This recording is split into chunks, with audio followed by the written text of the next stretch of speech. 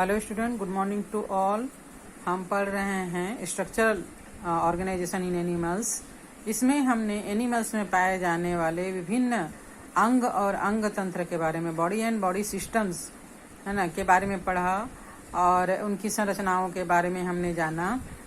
हमने इसके पहले के लेक्चर में कहा था कि प्राणियों के आकार के और शारीरिक के संबंध में हम 3 मुख्य प्राणियों का इस लेसन में, इस चैप्टर में स्टडी करेंगे। नॉन कॉर्डेट्स इनवर्टिब्रेट्स के अंतर्गत हम केंचुआ और कॉकरोच का स्टडी करेंगे और कॉर्डेट्स के अंतर्गत हम मेढक के बॉडी सिस्टम का स्टडी करेंगे। तो आज हम स्टार्ट करते हैं केंचुआ यानी अर्थवर्म। अर्थवर्म या केंचुआ के बारे में तो आप लोग जानते ही होंगे। अभी बारिश के मौसम में जब पानी गिरता है तो ये फर्शी पर चलते हुए, गीली जगह पर, दीवारों पर चलते हुए, है ना, लाल रंग का केंचुआ होता है।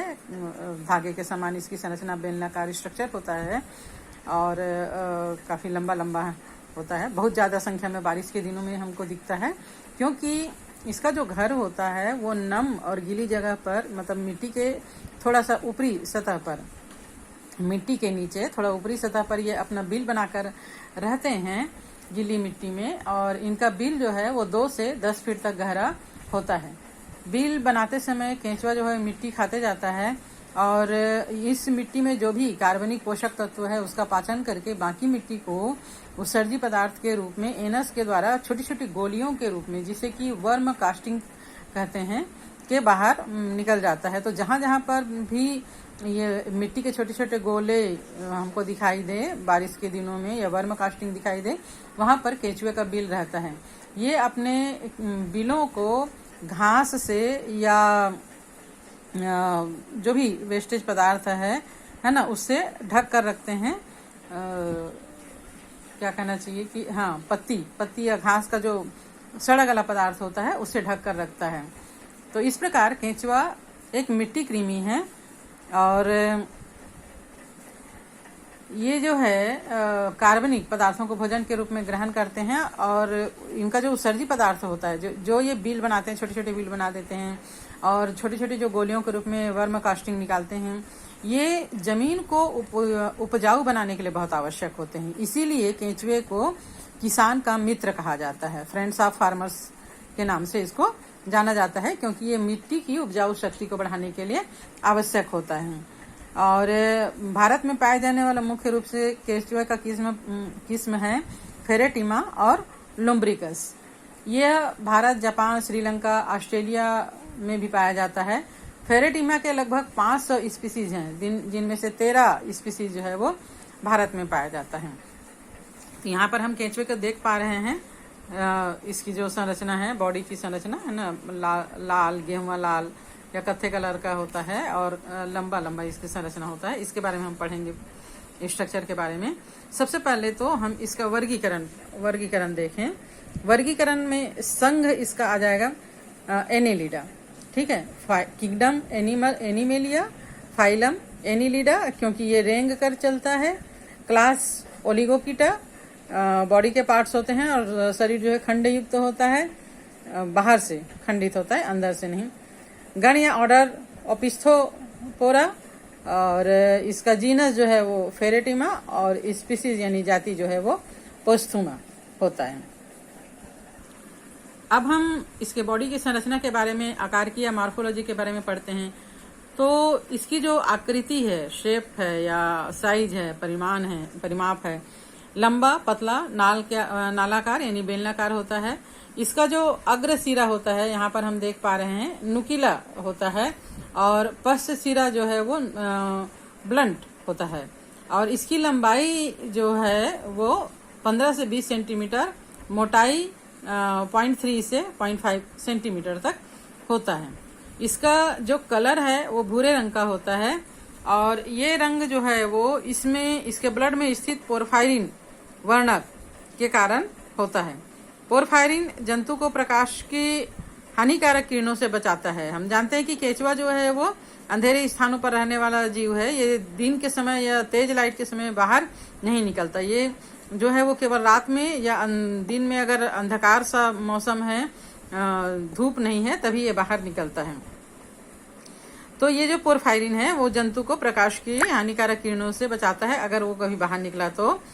पृष्ठ सतह का जो रंग है वो अधर सतह की अपेक्षा ज्यादा गहरा होता है। जो नीचे का जो भाग होता है, ये पृष्ठ सतह का रंग गहरा और अधर सतह का रंग लगभग थोड़ा सा अपेक्षाकृत हल्का होता है। इसके मध्य पृष्ठ पर त्वचा के नीचे मोटी पृष्ठ रक्तवाहिनी एक गहरे धारी के रूप में, यहाँ पर नहीं दिख रहा है ना, गहरे धारी के रूप में दिखाई देता है। केंचुआ अगर आपके आसपास चलते रहे तो देखना। और इससे इसके पृष्ठ सतह की पहचान होती है। नेक्स्ट इसका कैरेक्टर होता है खंडी भवन या सेगमेंटेशन। केंचुए में वास्तविक खंडी भवन मेटामेरिक सेगमेंटेशन पाया जाता है, यानी इसके जो शरीर है वो खंडों से मिलकर बना होता है और इन खंडों की संख्या 100 से 120 तक होता है। यहाँ पर हम देख रहे हैं छोटे छोटे खंडों से मिलकर ये बना हुआ है। इसकी संख्या 100 से 120 तक होती है।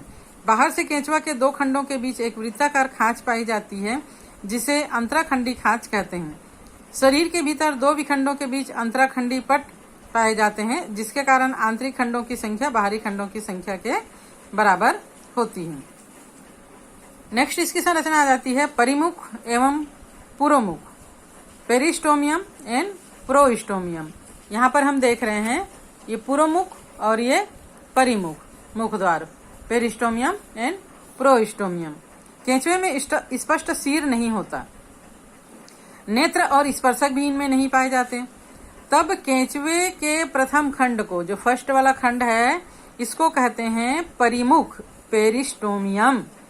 इसके अधर सतह पर एक छिद्र पाया जाता है जिसे मुख कहते हैं। यहाँ नीचे हम देख पा रहे हैं इसका मुख होता है और मुख को पृष्ठ से ढके हुए परिमुख से एक छोटा सा मांसल उभार निकला रहता है। प्रोजेक्शन यहाँ पर हम देख पा रहे हैं। इसे परोमुख या प्रोस्टोमियम कहा जाता है। परोमुख को हम खंड नहीं मान सकते क्योंकि यह परिमुख का ही एक भाग है। परोमुख के द्वारा ही केंचुआ अंधेरे एवं प्रकाश का अनुभव कर पाता है। इस प्रकार यह इसका एक सेंस आर्गन होता है, सेंस को, प्रकाश के, लाइट के सेंस को कैप्चर करने वाला। नेक्स्ट परियाणिका यानी क्लाइटेलम। केंचुए में 14, 15 और 16 खंड यहाँ पर हम देख पा रहे हैं। देखो 14, 15 और 16 खंड के चारों ओर एक मोटा ग्रंथिल कोशिकाओं का बना हुआ वलय या पट्टिका पाई जाती है। आप अगर केंचुए को देखोगे चलते हुए तो यहाँ पर ये देख पा रहे हैं डार्क कलर का 14, 15, 16 खंड में एक डार्क कलर का हमको अलग से ऐसा दिखाई देता है। इसको ही परियाणिका या क्लाइटेलम कहा जाता है। ये अपेक्षाकृत गहरे रंग का होता है बाकी शरीर के अपेक्षा और 14, 15 और 16 खंड को पूर्ण रूप से ये ढक लेता है। परियाणिका यानी क्लाइटेलम जनन के समय कोकून का स्रावन करता है जिसमें अंडे दिए जाते हैं और क्लाइटेलम की उपस्थिति के कारण केंचुए के शरीर को 3 भागों में बांटा जा सकता है। ऊपर का पूर्व परियाणिका भाग मतलब ऊपर का 1 से 13 तक का भाग पूर्व परियाणिका यानी प्री क्लाइटेलम रीजन कहलाता है। क्लाइटेलम रीजन यानी परियाणिका भाग 15, 16, 17वां भाग 14, 15 और 16 भाग और पश्च परियाणिका भाग यानी पोस्ट क्लाइटेलम रीजन 16 के बाद 17 से लेके जितना भी इसमें खंड है यह पोस्ट क्लाइटेलम रीजन या पश्च परियाणिका भाग कहलाता है। नेक्स्ट है शूक या सीटी। केंचुए में प्रथम, अंतिम और परियाणिका भाग 14, 15 और 16 प्रथम, अंतिम और ये जो क्लाइटेलम वाला भाग है इनको छोड़कर सभी खंडों में शूक या सीटी पाई जाती है और प्रत्येक खंड में इसकी संख्या जो है वो 80 से 120 होता है। ये जो है वो केंचुए का प्रचलन अंग होता है जो उसे एक स्थान से दूसरे स्थान तक सरक कर आगे बढ़ने में मदद करता है। यह काइटिन नामक श्रृंगी पदार्थ का बना होता है और प्रत्येक शूक जो होता है हुक के समान, एस के आकार का, हल्के पीले रंग का कांटे के समान दिखाई देता है। शूक देह भित्ति में एक गर्त में धंसा रहता है जिसे शूक कोश या सीटी से कहा जाता है। शूक के आगे 1/3 भाग जो है पीछे का एक फूला हुआ भाग होता है जिसको ग्रंथिका या नोड्यूल्स कहते हैं। शुक के आकुंचन यानी पेशी रेट्रैक्टर मसल्स और अपाकुंचन यानी प्रोट्रैक्टर मसल्स से जुड़ा रहता है। और ये जो है जैसे कि मैंने बताया इसको प्रचलन करने में या गति करने में सहायता देता है। नेक्स्ट संरचना होता है बाह्य छिद्र या एक्सटर्नल अपर्चर। केंचुए की बाहरी सतह पर जो छिद्र पाए जाते हैं उनमें से सबसे पहला तो मुख है, यहाँ पर है ना, यहाँ पर ये सुक और वला का भी हम अच्छे से देख पा रहे हैं। मुख द्वार होता है, ये एकल छिद्र है जो प्रथम खंड के अधर तल पर होता है और इसको परिमुख या पेरिस्टोमियम कहते हैं। और नेक्स्ट है गुदा या एनस, ये शरीर के अंतिम खंड पर एक खड़ी दरार के रूप में पाया जाता है। इस खंड को गुदा द्वार या एनल सेगमेंट या पाइजिडियम कहते हैं यहाँ पर, ठीक है। मेल जेनाइटल अपर्चर ये 18वें खंड में होता है, ठीक है। यहाँ पर 14, 15, 16 के बाद 17 छोड़ दो और 18वें खंड में मेल जेनाइटल अपर्चर होता है। अधर तल के पार्श्व में ये होता है। फीमेल जेनाइटल अपर्चर ये 14वें खंड के अधर तल पर होता है। यहाँ पर जो क्लाइटेलम होता है उसके 14वां खंड जो ऊपर वाला खंड है उसके अधर तल के छिद्र के रूप में होता है।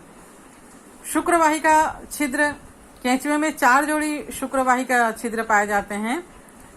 ये जो है वो 5/6, 6/7, 7/8 और 8/9 खंड के मध्य के खांचों के अधर पार्श्व पर एक जोड़ी प्रति खांच में पाए जाते हैं। 5वें खंड से लेकर 9वें खंड के दोनों के बीच खंड के बीच में जो है वो पाया जाता है।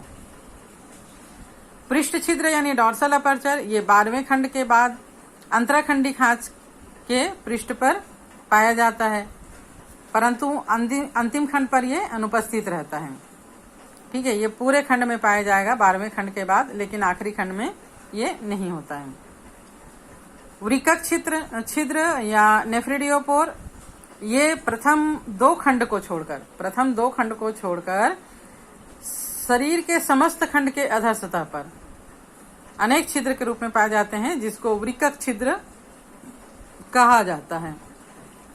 इसके द्वारा उत्सर्जी पदार्थ शरीर के बाहर निकाले जाते हैं।